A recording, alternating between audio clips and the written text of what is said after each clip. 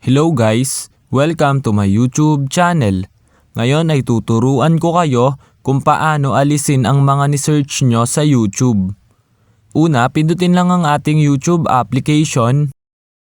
Ayan, then kapag nandito na tayo, napindot na natin ang ating YouTube, mapupunta na tayo dito. Then, makikita nyo naman sa upper part yung search icon which is na ito siya. I-click nyo lang yan. Then, ayan, kapag na-click nyo na, mapupunta na tayo dito. Then, makikita nyo dito yung mga ni-search nyo. Ito yung recent search nyo. Ayan, kung mapapansin nyo.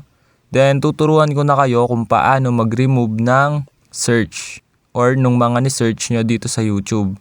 Gagawin nyo lang, long press nyo lang. Then, ayan, lalabas ito. Then, sabi dito, long distance, I need you. Remove from this search history.